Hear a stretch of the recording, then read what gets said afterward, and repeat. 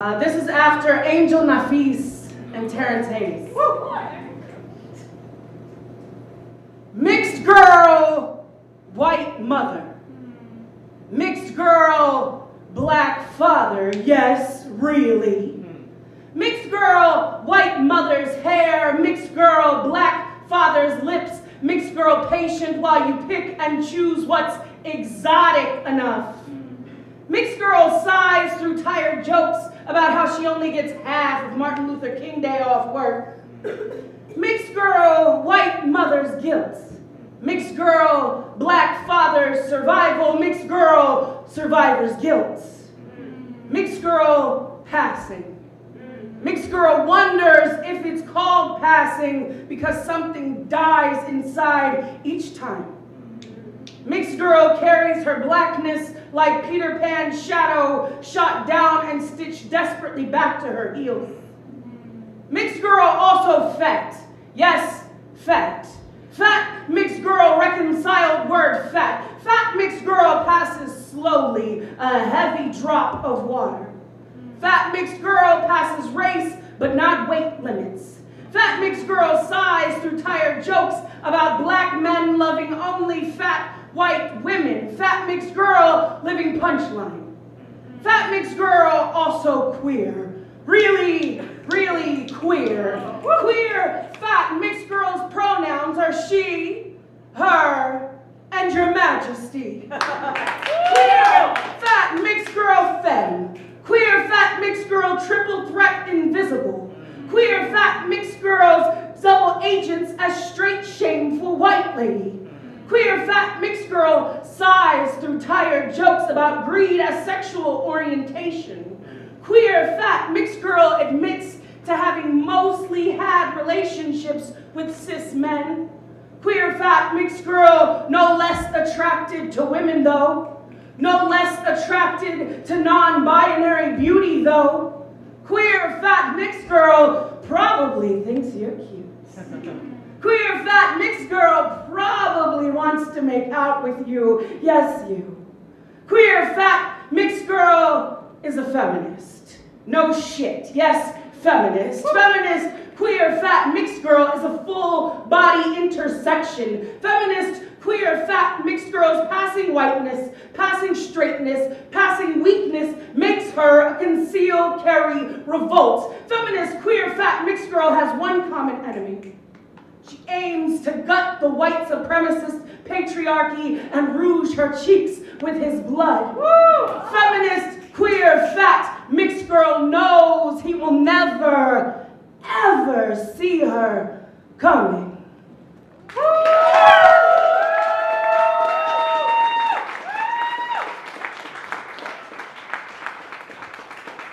I picked my older, like which older poems I'm going to do. When I say older poems, I'm like the ones in this book. Happy birthday. I read them all over the place, so they feel real old. But like I choose them often based on just like what energy I need. So this one's fun, and I need a little fun. So we're gonna do this.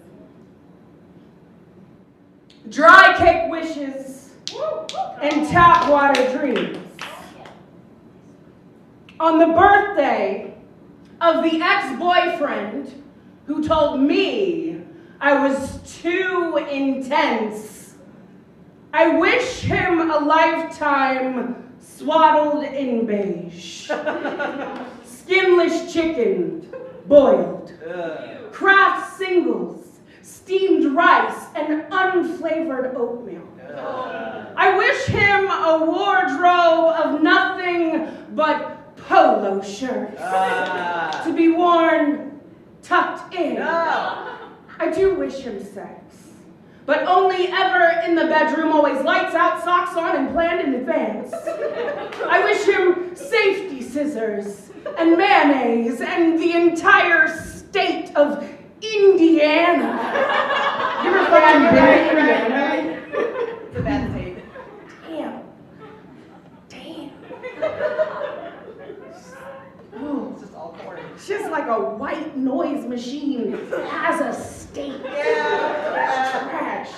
I wish him not exactly but a like that could be mistaken for love on a slightly overcast day. I wish him slightly overcast days and lukewarm showers and saltine crackers and skim milk. I wish him a prefab house in the suburbs painted in colors that resemble unflavored oatmeal.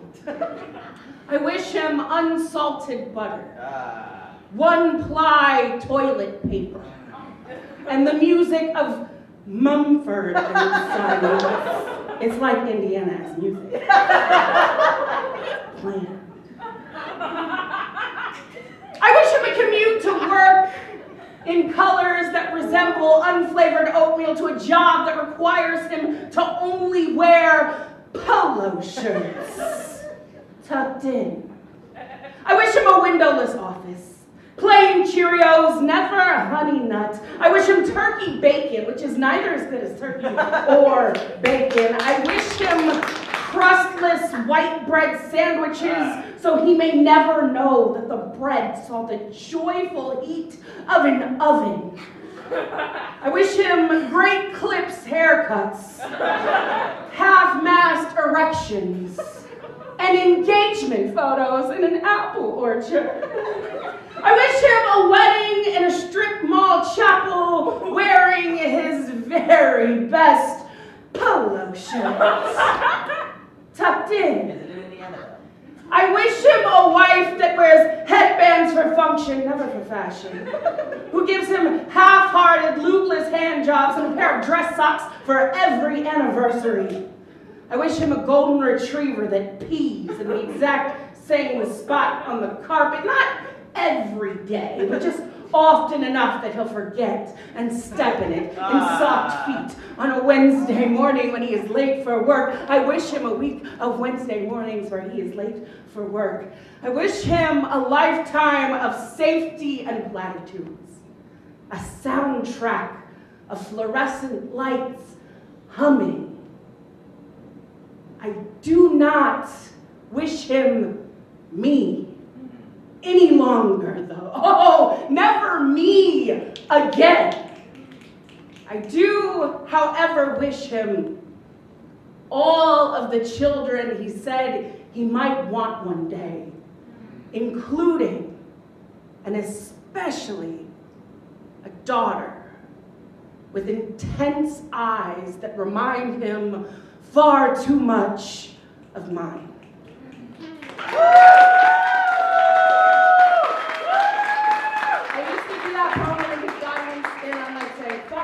But like, here's the thing about Jeff.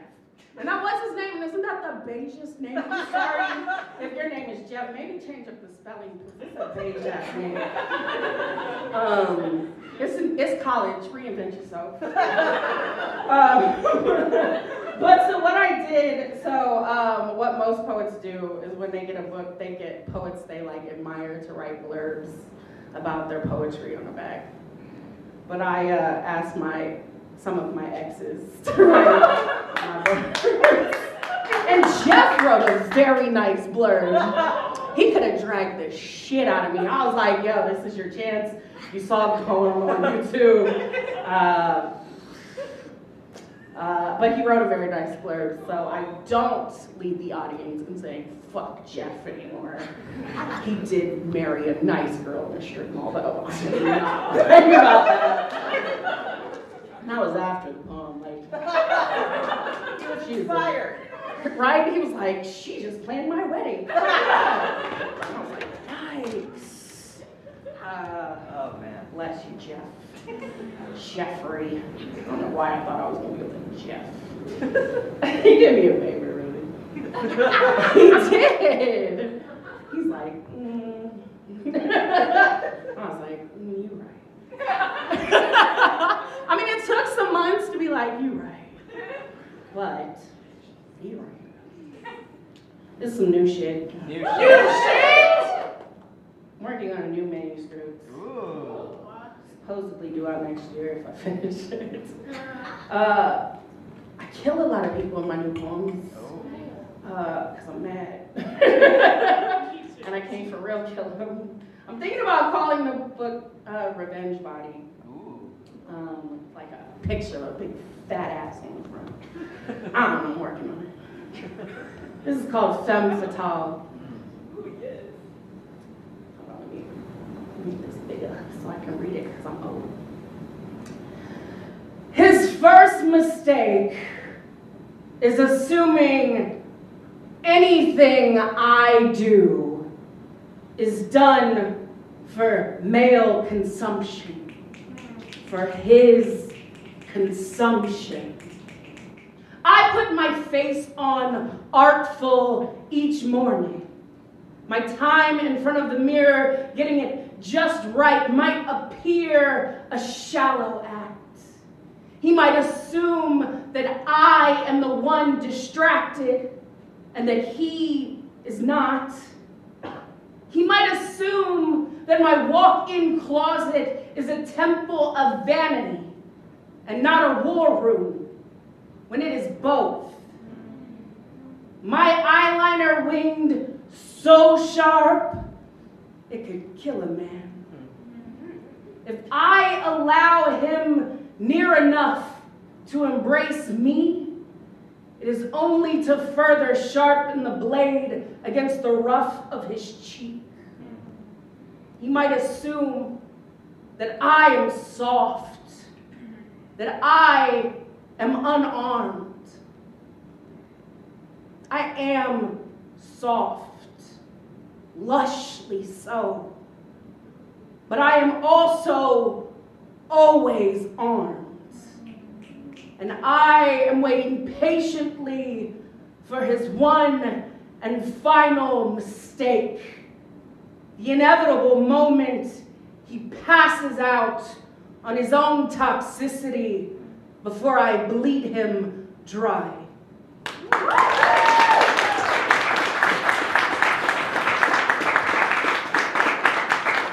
I've been writing a lot about my mom. I don't kill her in any of the poems yet. I ain't done with the manuscript. It could happen. We don't have a great relationship. And she crashed one of my readings.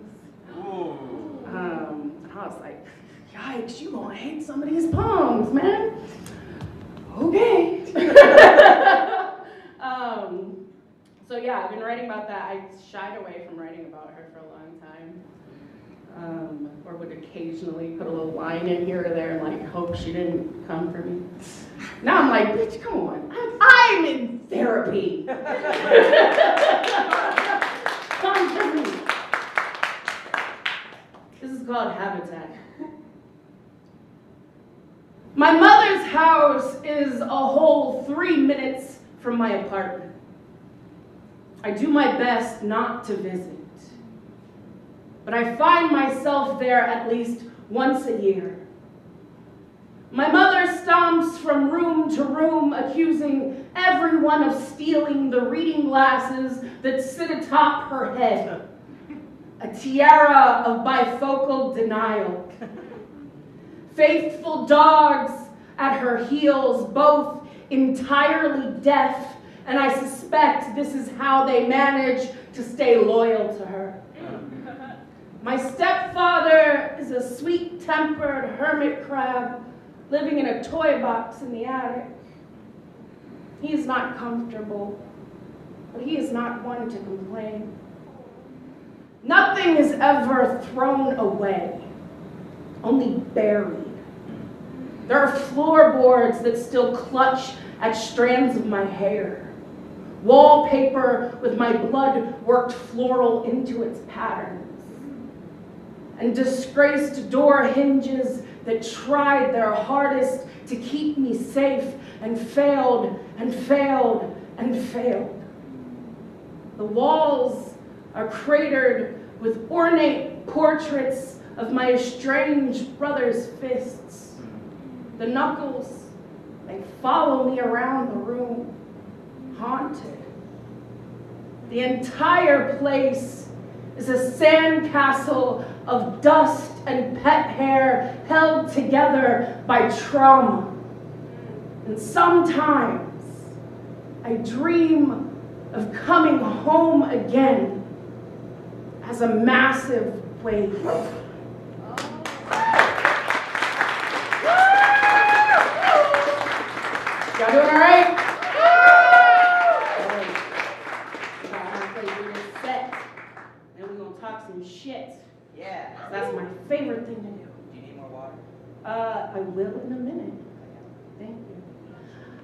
Prozac, and that shit makes your mouth real dry. Like, That's so true. like, I was already, like, big on drinking water, because, you know, it's good for your skin. My grandma drinks a gallon of spring water a day. When I say spring water, I mean she takes a jug to this spring in the ground. I mean, this is my white grandma, this is some white lady. She fills it up and she drinks one a day. And like, that bitch is spry. She's 80 years old and she is remodeling her own kitchen. I'm like, she had her rotator cuffs worked on and the doctor was like, what kind of painkillers would you like? And she was like, I'll just take aspirin. I was like, bitch, what? Why didn't you just ask for a stick to bite on? She's crazy. I call her, I don't call her this to her face, but I call her my graham cracker because she's my white grandma.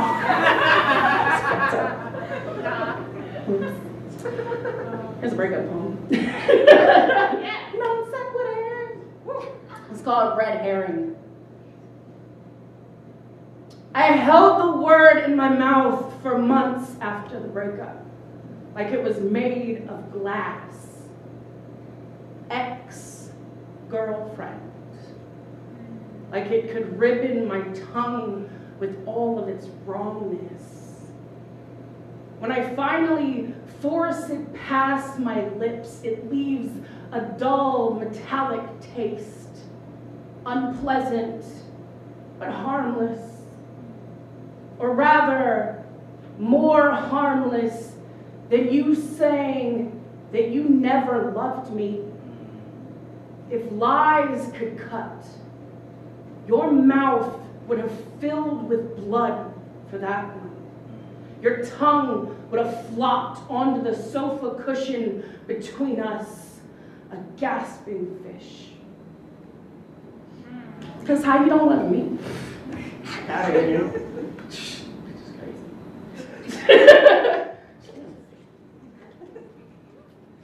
She don't like to be challenged. It's fine. All right. I'm gonna do this poem. I think I've only read this one other place. Ooh. All right. I might be dragging one of y'all's face a little bit. Whatever. Ooh. You'll live. I'm not sorry. Make sure I finish the edit on it. Over there. When the fat girl stays fat. She says she simply can't have any French fries. Her thin arms slithering across the table, pulling a few from my plate. She can have everything she wants without ever looking like a beast, without looking like me. I made them look so good, she couldn't resist. She will lick the warm salt from her lips, and it will be something like seductive. One time, I dared to eat an apple at a bus stop.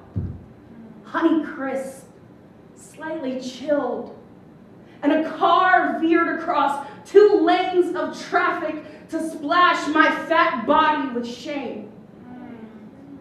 When she ran away from dinner to chase the sparkle of her own collarbones, she was lovingly coaxed back to eating. A prodigal prom queen returned to a gown that never came in plus size anyway. I still sometimes curl myself around hunger. Still sometimes refuse to eat. Let the hunger rattle through me a train I might at least get to ride into lightness. But hunger never made me his girl. No matter how sweet I begged him to stay. Hunger loves me, same as so many men, pants half on, same men who have wives and daughters at home, counting carbs, never once suspecting that I am her father's fat mistress.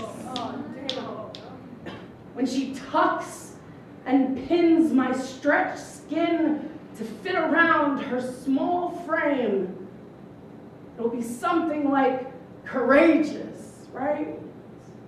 The still wet spit from angry mouths when I wore it, suddenly diamond sparkle. She's a Cinderella story. I, the fat gorge she arrives in. It's not her fault. I made it look so good.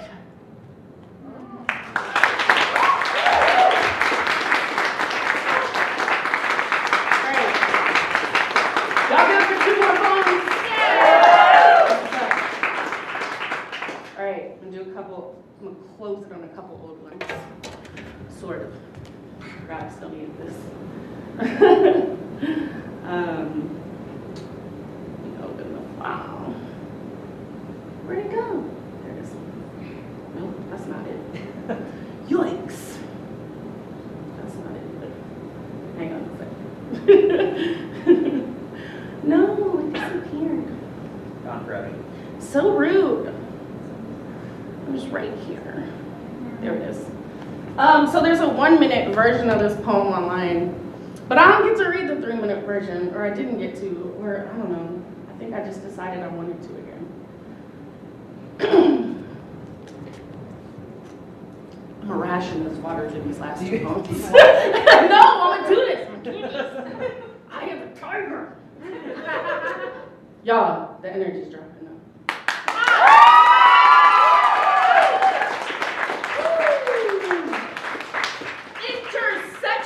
Feminism, aka actual fucking feminism,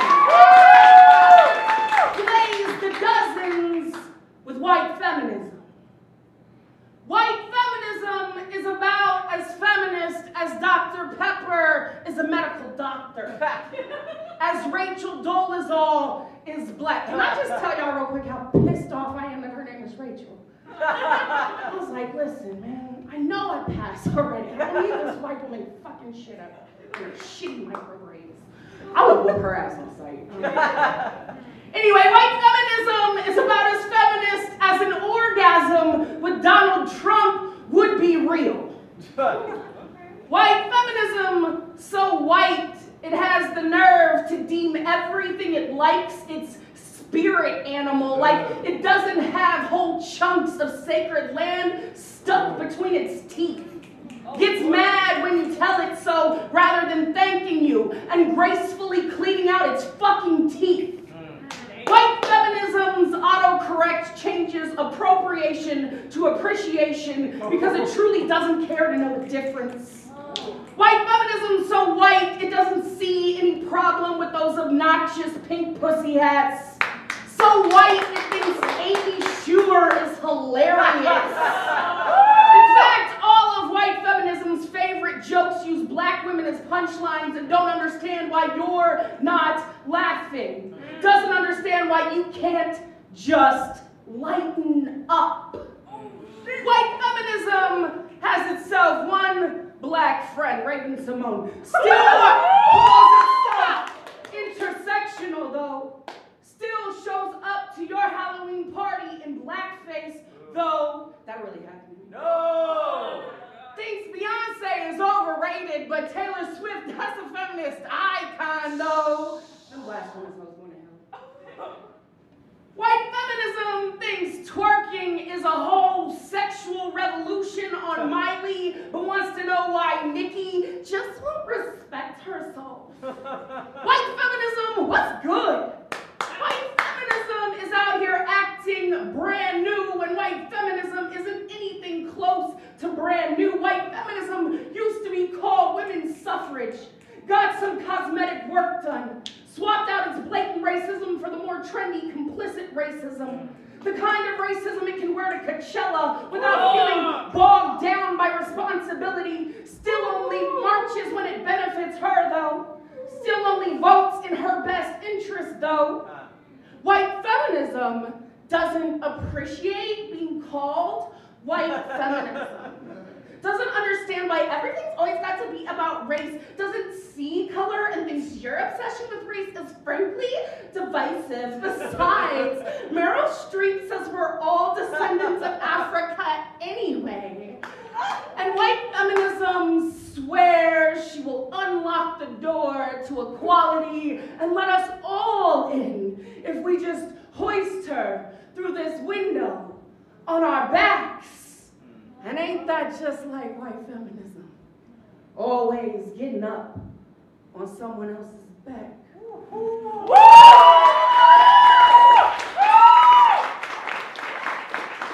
My mom hates that. Huh? How'd you make that one? Oh, there's a hella shorter version on that. It's a 1 minute. I want 5 minutes. All right, this is my last poem.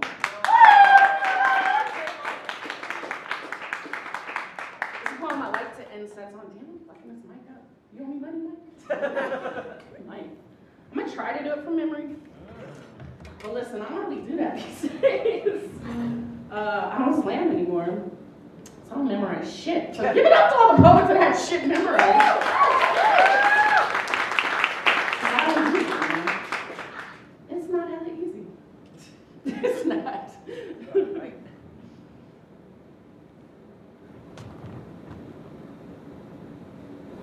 There's a beautiful woman in my bed. After a lot of awkward flirting, we started kissing on my couch, then made our way upstairs, auxiliary articles of clothing, cardigans, leggings, socks, all peeling away until all that remained between our skins were our simple dresses. My first instinct, anytime my dress is pulled over my head, is to wrap my arms across my belly. Less in shame and more a defense against the disgust the world constantly promises for it. See, I love my body. More days than I don't, and that is a long-won battle, but asking anyone else to love my body still sometimes feels like asking for too much. Anytime I've let someone fuck me with my dress still on, I laid in bed afterwards and vowed not to let another person inside me who hasn't seen me fully, not just seen, but marveled at, and pressed their lips to all the places deemed unworthy, a promise I break when the need to be touched outweighs the need for dignity. I'm still learning how to ask for what I deserve without it also sounding like an apology. So when at last I plunge from my dress into open air, there is this beautiful woman in my bed, and unasked, she presses her lips to my belly before I can reach to cover it. And she marvels, y'all. And she rubs her hands over all of me like her palms might just slough the world's cruelty from my skin. There is this beautiful woman in my bed, and she holds beauty the same way I hold beauty, hard won, with both hands, overflowing.